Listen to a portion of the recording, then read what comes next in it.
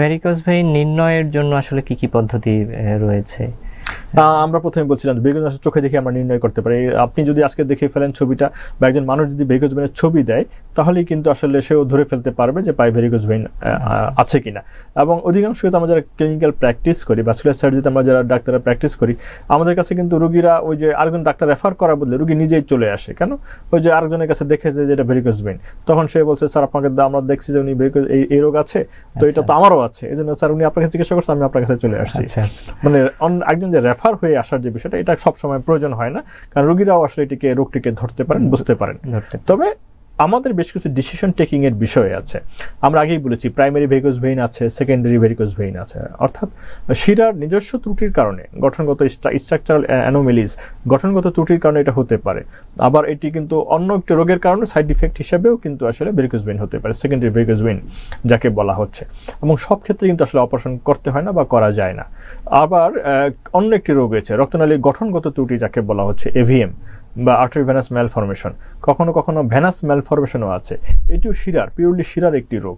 তো কখনো কখনো এই দুটি রোগকে অর্থাৎ ভেরিকোজ ভেইন এবং ভেনাস ম্যালফরমেশনকে ডিফারেন্সিয়েটেড করার একটি বিষয় থাকে। কাজে একজন রোগী যখন আমাদের কাছে আসেন ভেরিকোজ ভেইন নিয়ে প্রেজেন্ট করেন, তখনই কিন্তু আসলে আমরা বলি না যে এটা আপনি অপারেশন করে ফেলেন, যদিও এটির মেইন ট্রিটমেন্ট হচ্ছে অপারেশন। বরং আমরা আসলে রোগীকে ইভ্যালুয়েট করি, রোগকে বুঝতে চেষ্টা করি। এবং যেটা বলছেন যে রোগ নির্ণয়ের যে বিষয়টি আছে, তাহলে অন্যান্য রোগ থেকে এই রোগটিকে আইডেন্টিফাই করার জন্য আমাদের বেশ কিছু পরীক্ষা নিরীক্ষা আছে। তাদের মধ্যে অন্যতম সেটি হচ্ছে ডুপ্লেক্স স্টাডি বা কালার ডপলার পরীক্ষা।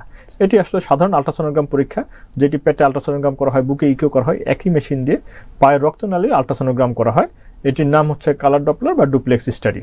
তো এটি হচ্ছে অন্যতম টুল যার মাধ্যমে আসলে একজন পেশেন্টের ভেরিকোজ ভেইন রোগটি রয়েছে কিনা এবং সেটি কোন স্টেজে রয়েছে, তার অপারেশন লাগবে কিনা, কিংবা তার সাথে অন্যান্য কোনো রোগ আছে কিনা, এতগুলো বিষয়ে ইনফরমেশন নেওয়া যায় এবং রোগীকে সঠিকভাবে গাইড করা যায়।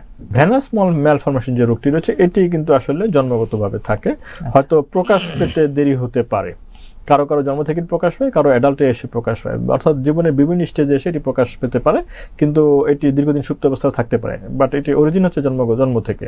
আর ভেরিকোজ ভেইন ফ্যামিলিতে থাকে, কিন্তু এটি সবসময় আসলে জন্ম থেকে থাকে না। এটি আসলে বয়সের সাথে সাথে কখনো কখনো তার জীবিকা উপার্জনের যে বিষয়গুলো রয়েছে, অর্থাৎ তার কাজের সাথে সম্পর্ক থাকতে পারে। অর্থাৎ যিনি বসে কাজ করেন তার ক্ষেত্রে এটা তেমনভাবে প্রকাশ নাও পেতে পারে। আবার যিনি দাঁড়িয়ে থেকে কাজ করছেন তার ক্ষেত্রে এটি দ্রুত প্রকাশ পেয়ে যেতে পারে। তবে ফ্যামিলি হিস্ট্রিতে ভেরিকোজ ভেইন পাওয়া যায়, অর্থাৎ মা বাবা এবং বাবার দিকে বা মায়ের দিকে যে আত্মীয় স্বজনরা রয়েছে, অনেকের ক্ষেত্রে আমরা দেখেছি যে পজিটিভ ফ্যামিলি হিস্ট্রি রয়েছে। আচ্ছা স্যার, যেহেতু ফ্যামিলি হিস্ট্রির সাথে রিলেটেড, স্যার কম বয়সী কি এটা হতে পারে?